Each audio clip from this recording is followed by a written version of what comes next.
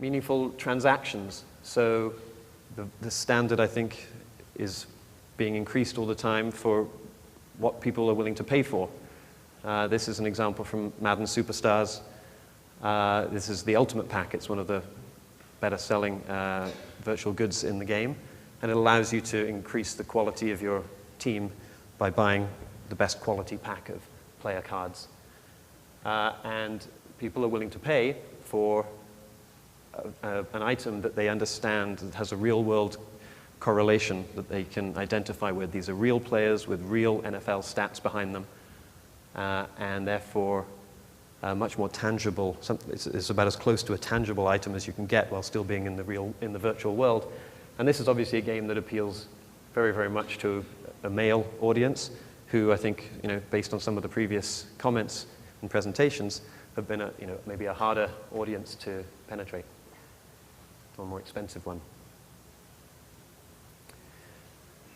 This is an example of what advertisers will then want to be associated with games. If you've got a meaningful game experience, a huge audience with attractive demographics, then brand advertisers will want to be associated with that. This is one example from Dr. Pepper with our Restaurant City game. It's a bit hard to see on the screen perhaps, but there's a virtual soft drink dispenser there with the Dr. Pepper branding. You can unlock that vending machine and add it to your restaurant. A very logical tie-in for a brand like Dr. Pepper to reach its own audience and a whole new audience through the millions of people who play this game.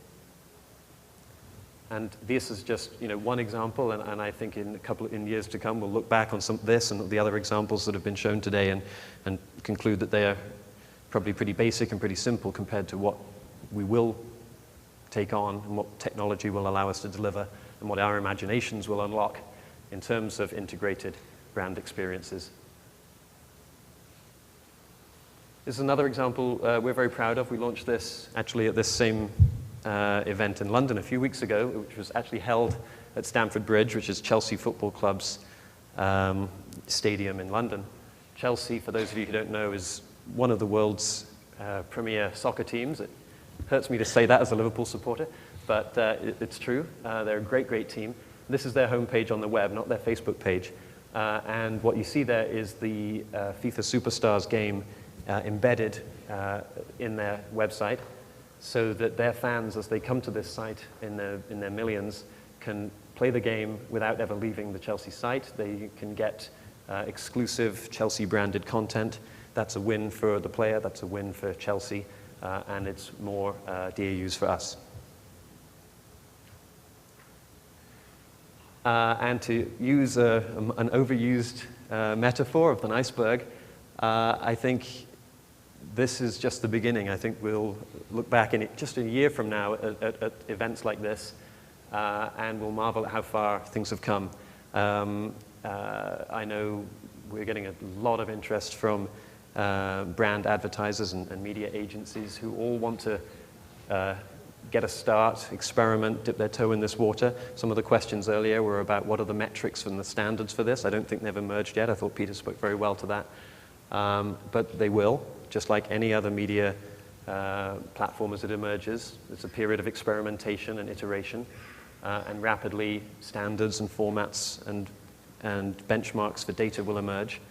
And as many other people have said here as well, we'll also probably look at a different mix of revenue between microtransactions and advertising or sponsorship dollars. Don't know how that'll pan out, but I'm sure it'll be, one thing's for sure, it'll be different than it is today.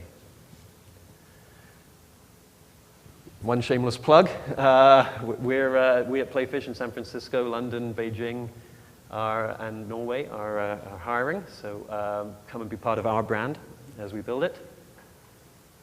And with that, I'd like to thank all of you for your attention, and also Charles and Mediabistro for hosting this very fun and interesting event. Thank you.